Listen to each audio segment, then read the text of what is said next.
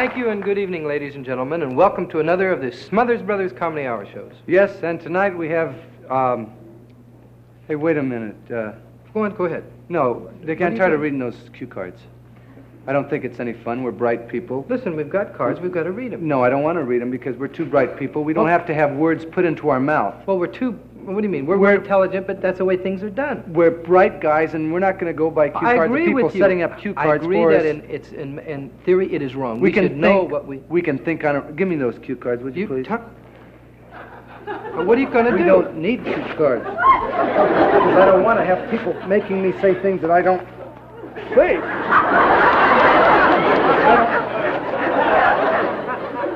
There. Now. You have trouble with Kleenex. Now, what do? Now we just wing it. That is a good idea. You know, this Okay. is a television first, right? Okay. Well, this is a teaser. We'll start with no cards.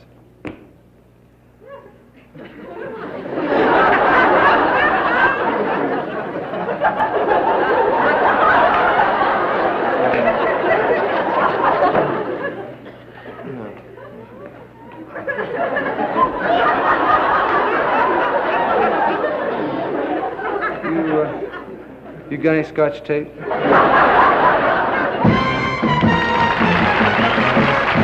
the Smothers Brothers Comedy Hour. With guest stars Arthur Godfrey, JackieMomsMabley, the Bee Gees,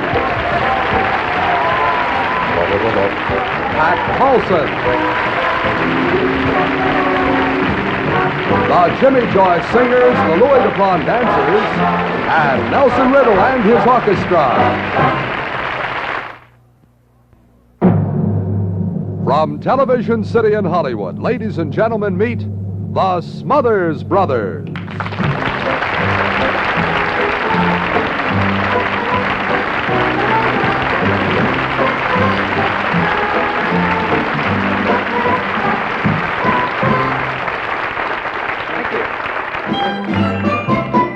London Bridge is falling down, falling down, falling down. London Bridge is falling down, my fair lady. London Bridge is falling down, falling down, falling down. London Bridge is falling down, my fair lady. London Bridge is falling down, falling down, falling down. London Bridge is falling down an eighth of an inch a year. Wait, hold it, Tommy. That's not how the song goes. Yeah, but that's how much the bridge is falling down. You're right. An eighth of an inch a year. That's absolutely right. The bridge in London, the London Bridge in London, is falling down at the rate of an eighth of an inch each year. That's right. An eighth of an inch, though, isn't very far to fall a year. No, it isn't actually very far to fall, but see, the bridge is not falling. It's sinking into the mud. But they're going to replace it, Tommy, with a brand new, bright and shiny steel and concrete bridge. What? That's a shame. It's such a beautiful old bridge. Yes, I mean, Tommy, it is beautiful, but it's inadequate to handle the traffic, and besides, it's becoming a hazard. And besides, this is not the first London bridge that has fallen down. You see, the new bridge will be the fourth bridge to be erected at the same site. I didn't. Well, it's true. It's true. There have been bridges there for well over 2,000 years now, one after another. The Romans built the first bridges there. You understand this? They built them out of wood, and they kept falling down, falling down. However, the one in the nursery rhyme, the one we just sang about, Tommy, that fell down. It was built in the year of 1014. Oh, yeah. Actually, it was not falling down. It was pulled down in a battle between the Saxons and the Vikings. Well, I'll be And the bridge that replaced it, the bridge that replaced the one in the nursery rhyme, was built out of stone and in the 12th century, and that was the one with houses and stores and even a church on it. Well, I'll be darned. And that bridge lasted for over 600 years. Yes, strange as it seems, 600 years, and some of the houses fell into the river. But the bridge itself did not fall down until 1812. That's fantastic. And that bridge, Tommy, that bridge that is falling down right now was the one that replaced it in 1821. I just don't believe how interesting that is. It certainly is. So the London Bridge is falling down, eh? Always, they're always falling down. But what is important to remember, that this old bridge, beautiful as it is, will not be destroyed. The English government is going to sell it to the highest bidder. Well, I bet then I bet you there's a lot of talkers, smooth talkers running around London if they're going to sell it the highest Smooth bidder. talkers? Smooth talkers going around saying, hey, buddy, you want to buy the London Bridge? To play off the old joke, you want to buy the Brooklyn Bridge. Remember that? It certainly is a play off an old joke, yes.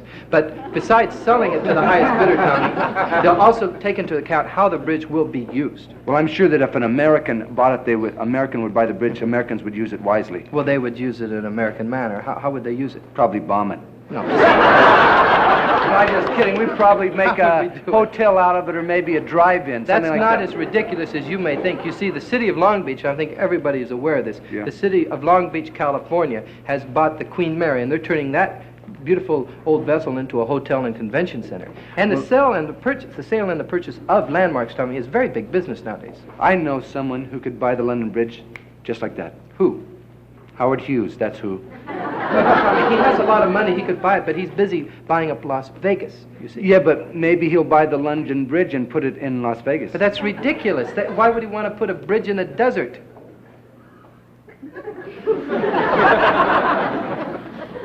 Maybe, oh, I've got it. One more time. Why would he want to put a bridge in the desert? You don't, maybe he'd buy the bridge and put it in Las Vegas. That's very good, but why would he put the bridge in Las Vegas? It would give the losers something classy to jump off.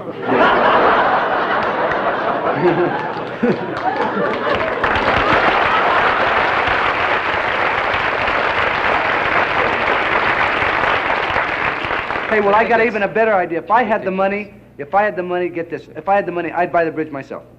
Have you placed a bid on it? Well, I'm just going to. What if I going to buy it myself? Okay, say you placed Yeah. a bid and you bought it. What would you do with it? I'd give it to President Johnston. Well, I think that's a wonderful thought, Tommy. Why would you give it to him? The bridge's credibility gap. That's another wonderful. I think we better get into the song. London Bridge is falling down, falling down, falling down. London Bridge is falling down, my fair lady.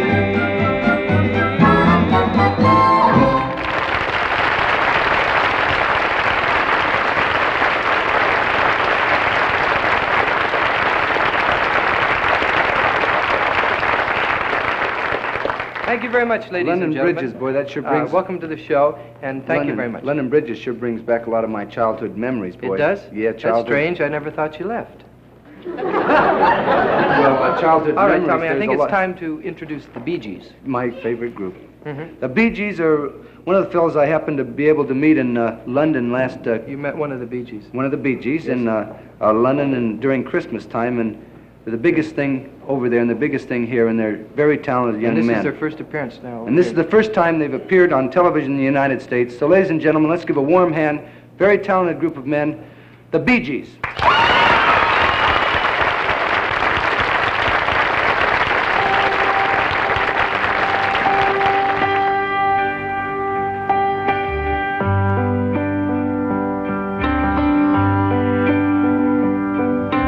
Smile, an everlasting smile. A smile can bring you near to me. Don't ever let me find you gone, 'cause that would bring a tear to me. This world has lost its glory. Let's start a brand new story now, my love. Right now, there'll be no other time, and I can show you how I love. Talk in everlasting words and dedicate them all to me. And I will give you all my life. I'm here if you should call to me. You think that I don't even mean a single word I say. It's only words, and words are all I have to take your heart away.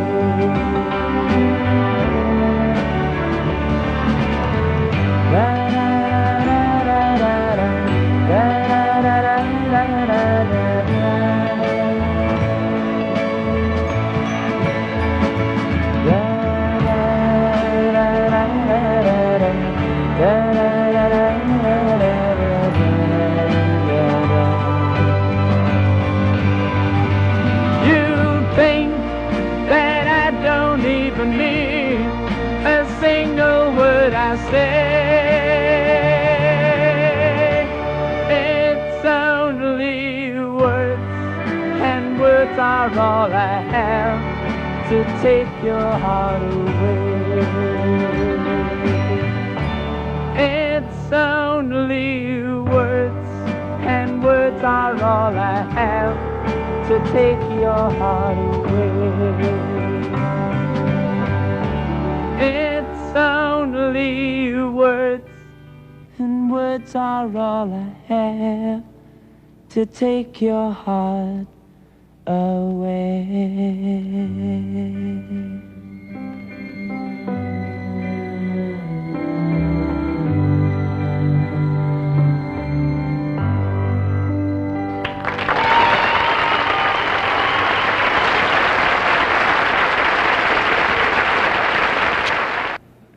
Now, ladies and gentlemen, it's time.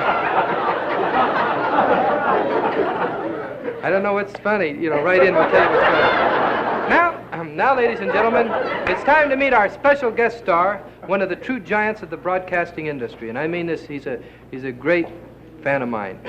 Mr. Arthur Godfrey.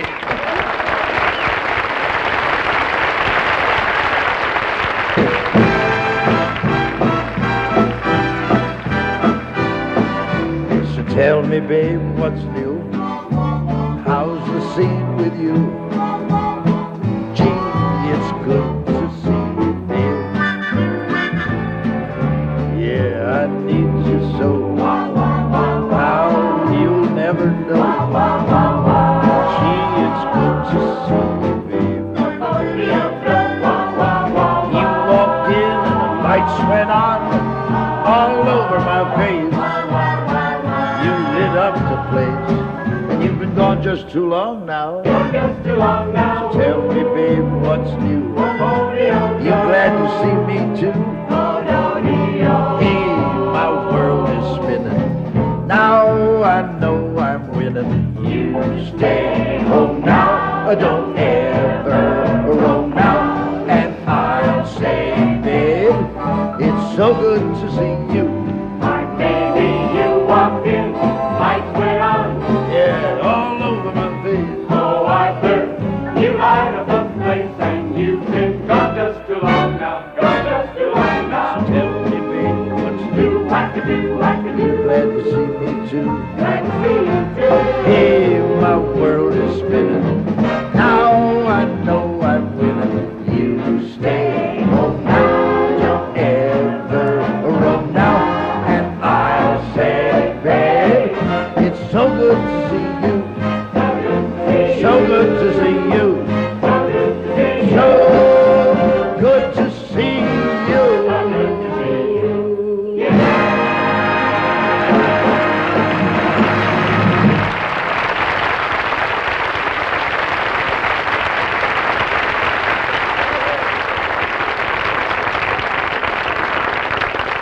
It's a pleasure to have you. That's great. Thank you. I enjoyed that song, and that's a great group. They sure are. That's for a lot fun of and fun. games. And it's a pleasure to have you on the show. When do we get to the games? The games are later. You're a dirty old man, aren't you?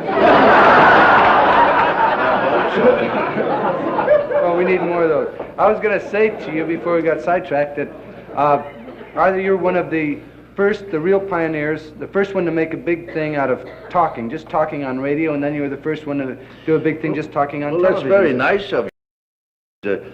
I think it's a little misleading. I wasn't the first one to talk. There was Jack Benny, Edgar Bergen. No, but see, no, that's different. They were comedians. See, you were the first one just to talk. Well, Yeah, it was just talk. not the first talker. It was Gabe Heater, Lowell Thomas. Yeah, but see, they were newsmen. You can't compare what you did to them. I mean, see, you were the first one to just sit around and waste time and talk. I mean, Well, maybe you're right. But I think you fellas do a pretty good job of that every Sunday night yourself. no, thanks a lot. I know what you mean. Thanks a lot for, coming from you, Arthur. It's really important. You old teabag. Tom, I really do enjoy the show. And I'm delighted that you asked me to be here tonight because I would like to play a musical number with you. Are you serious? Oh, very. I've always admired your musical dexterity and your instrumental virtuosity. Just what do you mean by that? I mean that you play very well. Oh, well, thank you very much. And my brother and myself have always admired your infinitesimal capacity and your incredible virginity, too. What do you mean by that? What do I mean by that? You dirty young man. Wasn't the same thing. Hey, Dick. Dick, come on out. Arthur wants to do a number with you. Richard. Oh, fantastic. Hi, Arthur. Good to see you. Great. You want to sing a number together? Yeah, right. Okay. I love it. Okay, can you bring out the instruments? Come on, guys. Hi, Clutch. Is there anything else I can do for you? Well, like the man said, I'm just a talker. Don't believe it. Thank you, dear. Just a Now, second. what song are we going to do? Well, I'd like to do a song that I've been kind of identified with over the years. A little thing called Two Fat Polka. Oh, that's a great song. I love that song. I'm just looking for my guitar pick, but I don't have it. You don't have a pick? Do you have a pick? I just happen to have one right here. Just happen to have one. Thank you very much. I got Very it. much. Anyway, we're going to do Two Fat Polka. Okay, let's go. Yeah, but that's a controversial song, and that's one reason we always like to be on the show. We always like to do controversy, and controversy is a Yes, white and problem. may I interrupt and congratulate you and tell you how much I really enjoy what you fellas do. This show has a point of view, and you have the courage of your convictions, and I wish to congratulate you always. You do a beautiful job.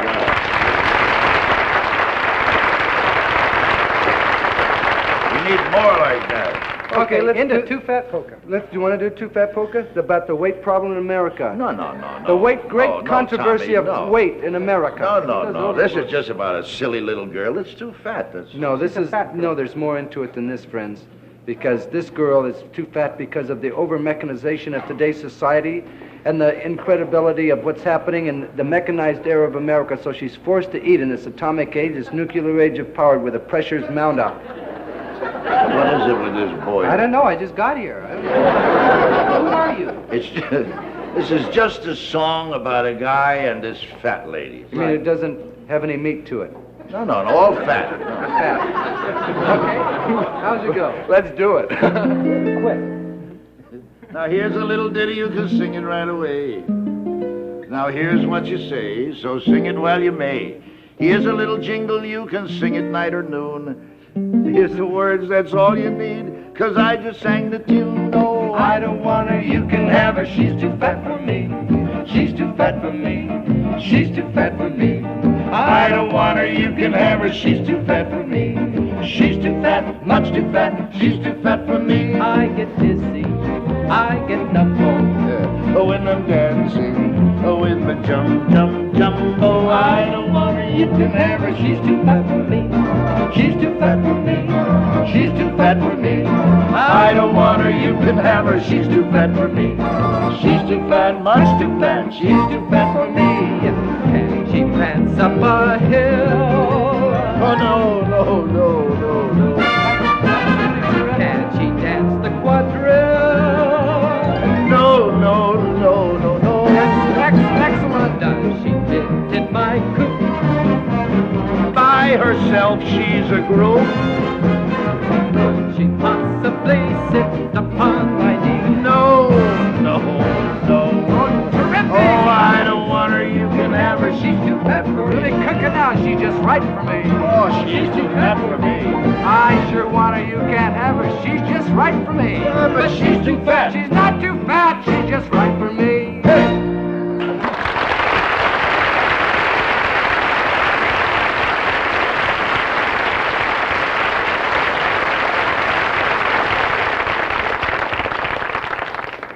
She's too fat for you, but she'll work with me.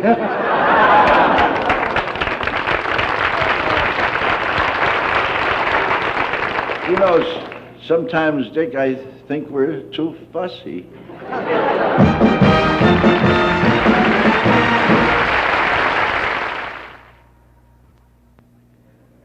Right now, I'd like to introduce a lady who was on our show earlier in the season, and at that time we called her one of the funniest women alive, and things have not changed one bit. So, ladies and gentlemen, once again, meet Moms Mabley.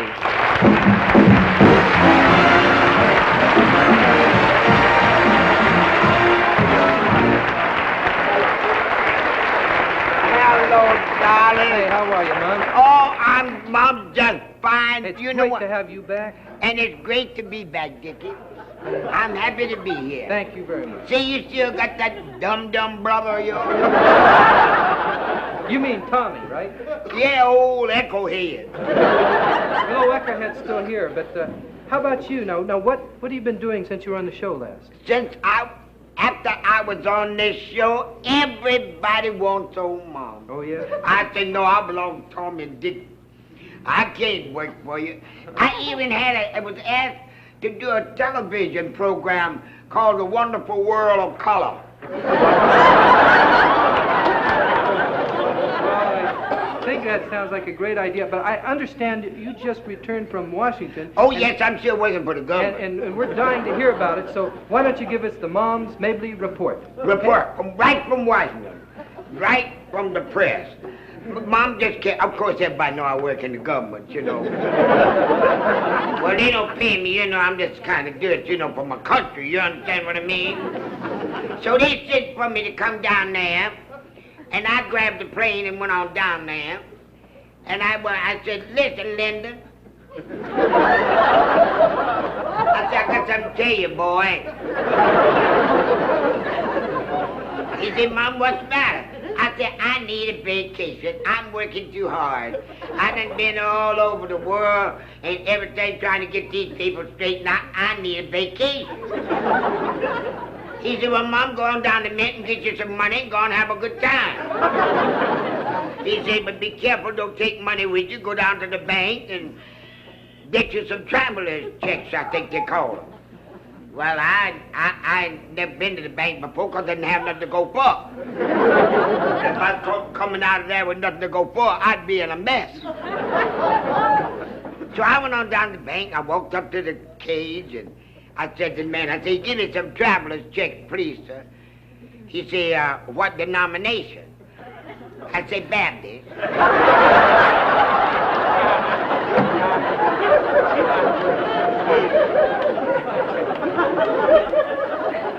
Little boy walking down the street crying his little eyes out. Old man walks up to him. Say, son, why you cry like that? Why you cry so hard? He said, 'cause I can't do like the big boys do. Old man cried too.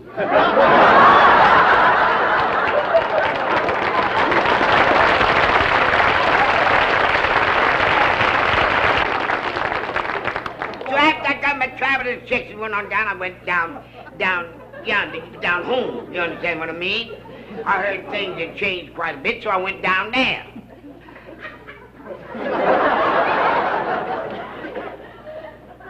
So a colored fella hit the number. Y'all play the numbers too, don't you? He hit the number, and he bought him a brand new car and went down to Louisiana. He went down to New Orleans to see his mother-in-law. I'd never seen his mother-in-law before.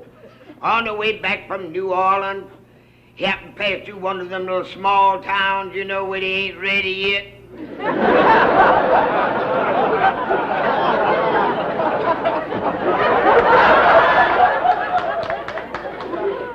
Drives up to a gasoline station, he said to the man, said, fill it up, fella. He said, who are you talking to, boy? So I said, fill it up, fella. He said, you know where you're at. Say, you're in Louisiana. And say, to give you a demonstration and let you know you're in Louisiana, he reached in his pocket and got out a silver dollar, flipped it up in the air, out with his .44, put 5 bullets in it before it hit the ground. Colored fella looked around his wife and said, Alice, hand me one of them apples out of that basket out there in the back seat. Colored fella took the apple, throwed it up in the air, reached in his pocket, grabbed his razor, peeled it, cut it in 100 pieces.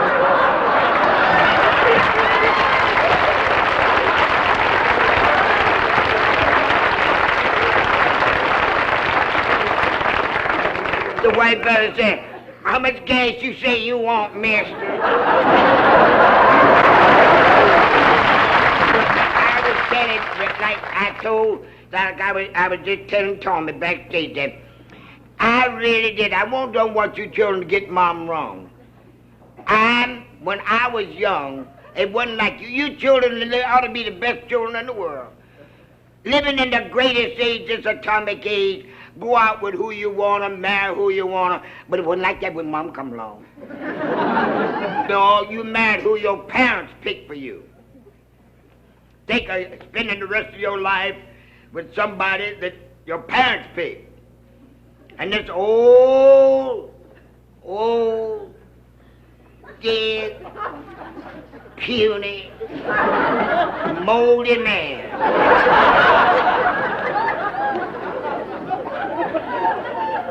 I mean an old man. Old man. He was older than water. And twice as weak. One day he went to pop his finger and broke his wrist. Oh my God, my daddy liked it. I had to marry him.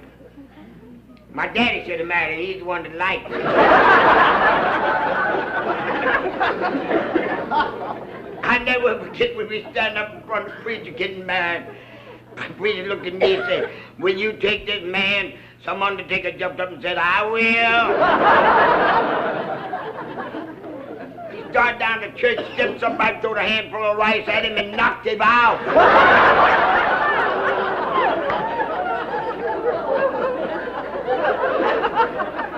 Oh, that old man. And puny. Looked like 6 o'clock, right straight up and down. And ugly. He was ugly enough to sit behind a tombstone and hatch ghosts.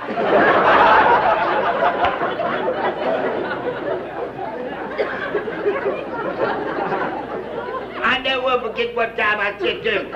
I said, I'm going to take you out in the country. We're going out in the country for a little picnic. I said, you know anything about the country? He said, why so?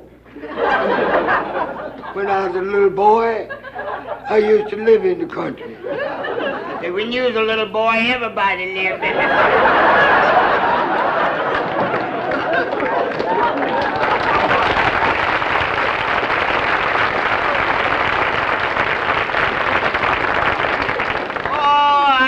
He never would die. Rat poison agreed with it. How come he's feeding him rat poison and he got fat? But I say, I shouldn't be talking by him, no. They say you shouldn't say nothing about the dead unless you can say something good. He's dead.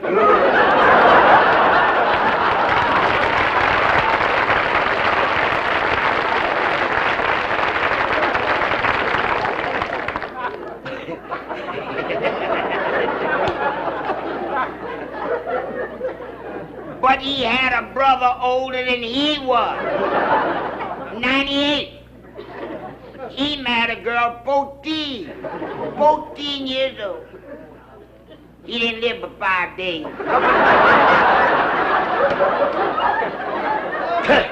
It took 3 undertakers a week to get the smile off his face.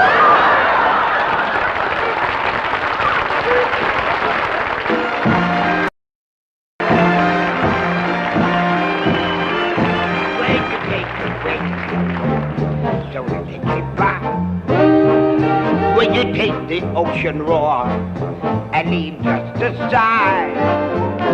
Take your love away from mine and my heart would surely break. I'm yours for goodness sake. Please give my heart a break. When you take the wings from birds so that they can't fly. When you take the ocean road and leave just a sigh. All this my heart won't let me do. This is all I beg of you. Don't take your love from me.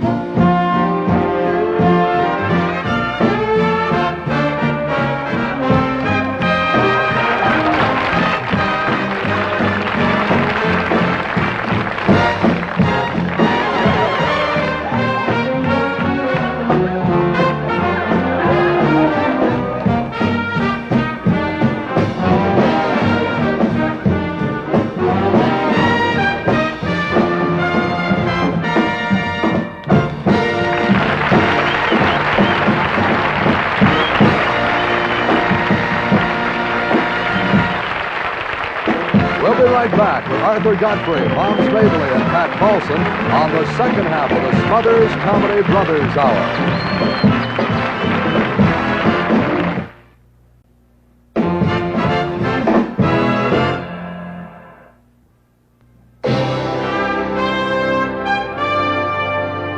Once again, welcome to Night After Night at the Movies, bringing you the most distinguished and acclaimed motion pictures of the last decade. Tonight, as usual, we once again present that movie you've still been begging for, that tremendous blockbusting epic of World War II, From Here to Eternity. During our last few get-togethers, we brought you the exciting names of the people who were held responsible for making this fantastic yet timeless motion picture. And tonight, we actually will present the film, right after we present this. Mexidrin Headache, number 24.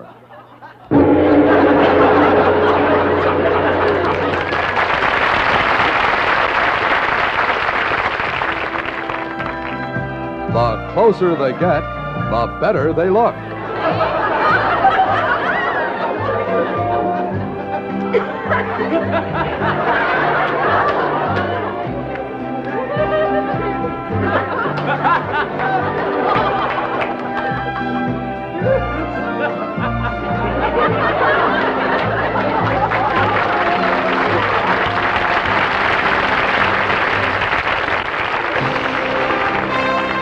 Welcome back to Night After Night at the Movies, and our somewhat tense and provocative story, From Here to Eternity.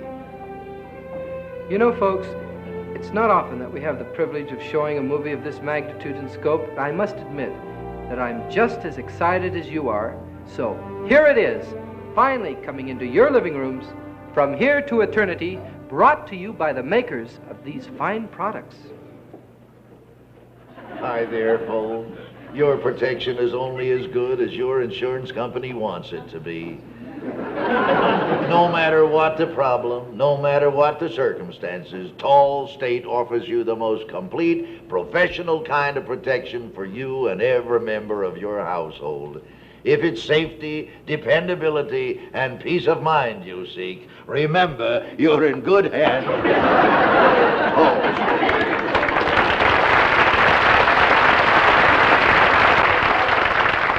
Mexidrin Headache, number 47.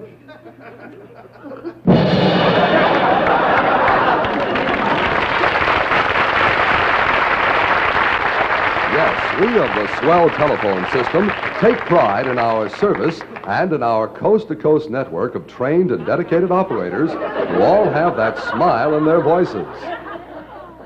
Hello, yes? One moment, please. Hello. What the? Hello? Yeah, I was trying to get a clear circuit for you. Operators who never fail to put your calls through with speed and efficiency. Ogden, Utah? Yeah, this is the operator 37. I got a people-to-people call here for you. Yeah, number 555-2368. Yeah, go ahead, sir. Operators who have vital information at their fingertips. The time is now 3:46 PC. Most important, operators who can be counted on to keep calm and collected in any emergency. Yes? Oh, my goodness. Your house is on fire. Who is it talking? George Wallace.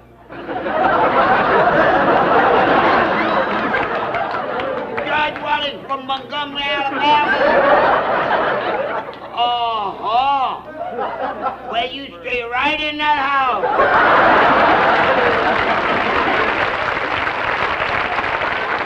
I'll take care of everything.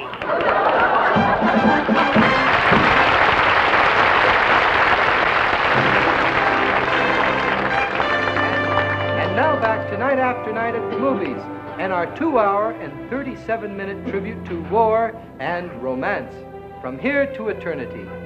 And now, with great honor, we begin our film.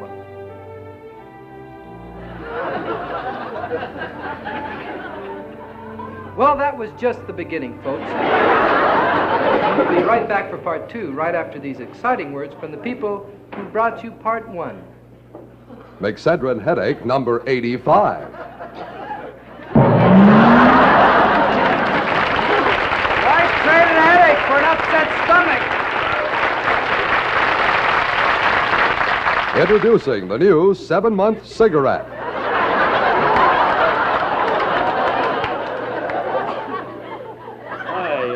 This is the new 7-month cigarette. 53,000 millimeters longer. Also comes in king size. This filter represents a completely new concept in smoking. Inside are 2 midgets who inhale the tar and nicotine. One of the greatest advantages of these 7-month cigarettes is the box they come in. When you finish smoking the pack, you can use it as a septic tank.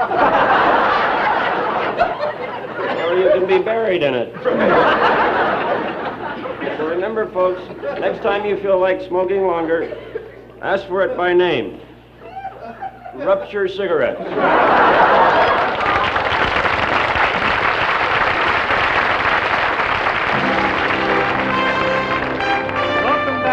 After Night at the Movies, or without further delay, I'd like to say that... Oh my gosh, folks, where does the time go? But don't fret, we'll be back again and again and again and again with this great film of ours, because, as the saying goes, you ain't seen nothing yet. So good night, and God bless.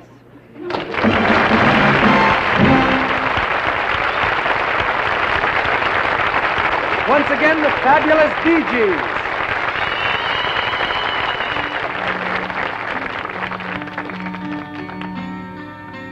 And the rain will fall.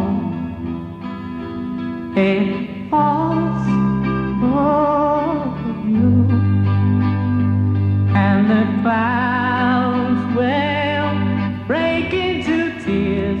You should be here, standing so near to me.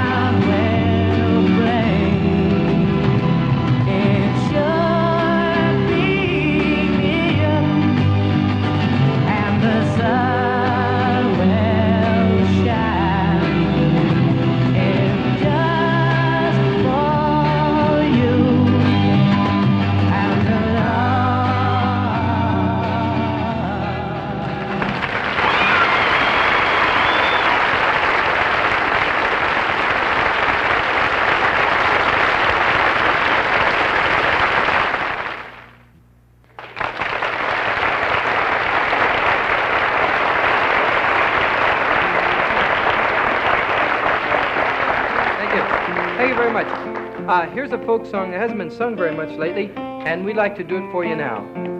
Jimmy crack corn and I don't care. Jimmy crack corn and I don't care. Jimmy crack corn and I don't care. I don't care. Wait a minute.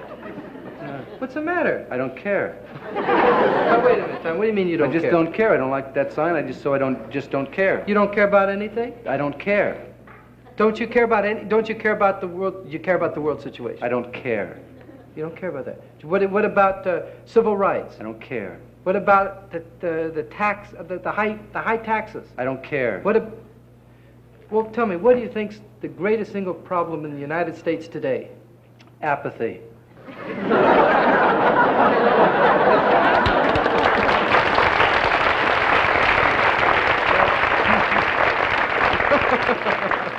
We're getting a real chuckle out of it. I love it. I love it. I just thought of it. You know what?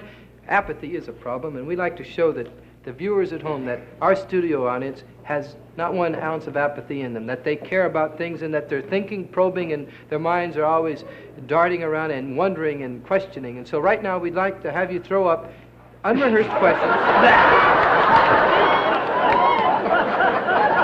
That's not quite what I meant, but if, it's a free country. Throw up questions about anything in particular. You're going to stick to that, aren't you? Well, I committed myself. Any questions from the audience for my brother or myself? Could you stand up, please? Stand up and ask the question. Your show is very controversial in a sense, and I was just wondering if this was a reflection of your personality, if this is your own personal viewpoint of things. Yes, during she asked about the show whether it was a... She said it was controversial in a sense. Yeah. And she asked if it was This a is part good. of our own personality, why it is Yeah. controversial. Is that what you mean? Well, I'm saying, is this a reflection of yourself? Is this show a reflection of our own tastes, Yeah. personalities, etc.? Our show, I we're would say- pretty totally responsible for our show. About the last 2 years, or last year and a half has been the time when we've become a little bit more aware and felt that something should be said. There's not enough said. And our show isn't that controversial, actually. It's relative to the other shows on television. It's controversial, but it's just the great lack of nothing being said that ours stands out. Yeah.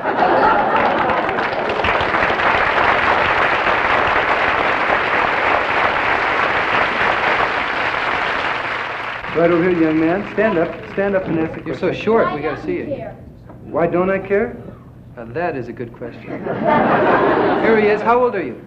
11. He's 11 years old. He's starting out on a long road of manhood, and he wants to know why, at this tender age of 30, you don't care anymore. Do you care about a lot of things? Some things, not a lot of things. Do you care about the situation in the world today? Yeah, What do you think about it? I don't think it's good at all. You don't think it's good at all? No, Do you think it could improve? I think so. How do you think it could improve? By the war stopping. By the war stopping. That's beautiful. We already work for that.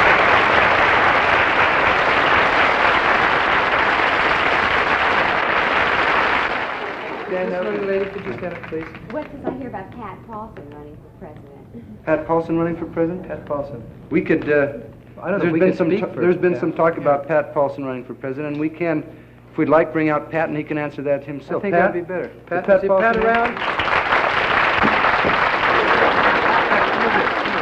Pat, I don't think you heard. A young lady asked. She heard there was a rumor that you were running for the presidency and in next November, and we thought maybe you could answer the question. I'm not running for any office. This is all hearsay. Well, Hearsay. then you're absolutely not running for an office? No, I'm not running for any office, and I'm not going to run, and I have this to say about the campaign.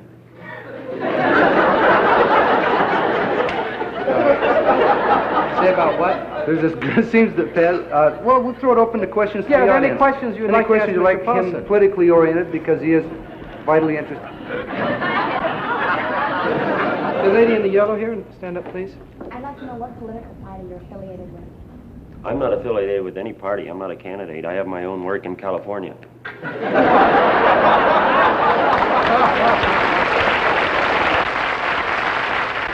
Pat, what do you feel on the show business question? I'd like to ask you because I'm interested in politics. I'm interested in the political situation here in the country now. I think we need more people to step out and be counted.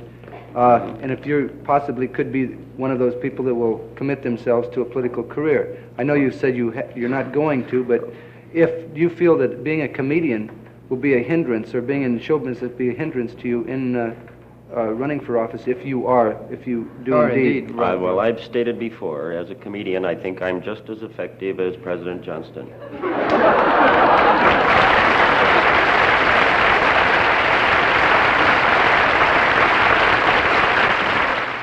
I think that in this country, things are always looking pretty bad. I don't think we have anything to fear but fear itself and of course, the boogeyman. Way over there, one more question. Mr. Paulson, what's it like being a national sex symbol? What's it like?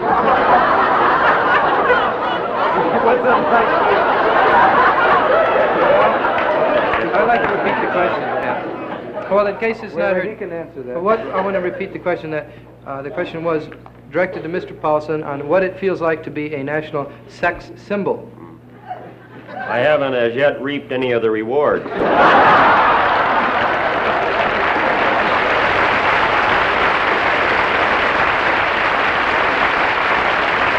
Okay, ladies and gentlemen, I guess that wraps up the questions for Mr. Paulson. I would like to thank Pat Paulson for coming out here and exposing himself to these questions you've been throwing up. And let's have a big hand for a very wonderful American, a man. Pat Paulson is a courageous American with a lot of thoughts, a lot of ideals, and I don't think it would be such a bad idea if a groundswell did happen. I think you'd make a very fine president because you are interested and you do care about what's happening in the world. Big hand for Mr. Pat Paulson.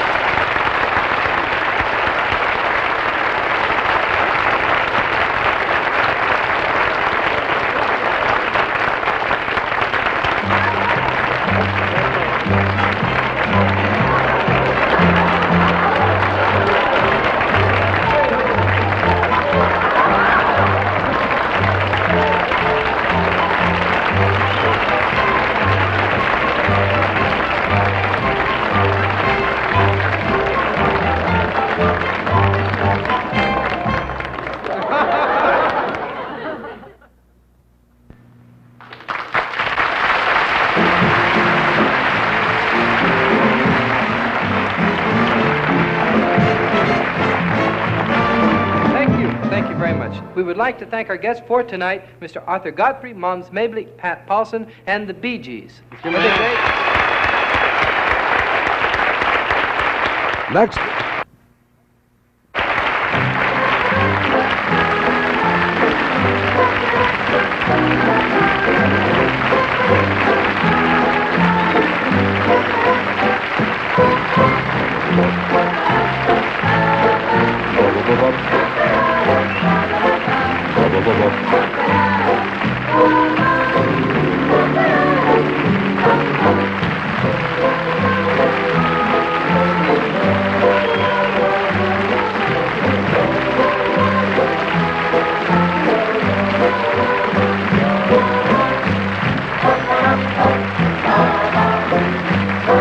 The Bee Gees were pre-recorded. This is Roger Carroll.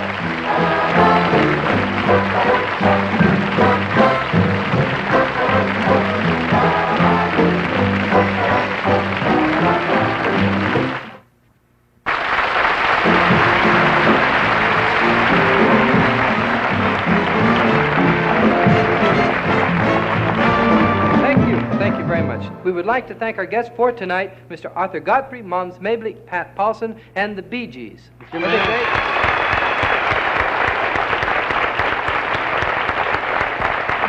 next week's our guest will be Ravi Shankar, Mel Torme, and Mr. Don Knotts. So tune in. Good night. Good night.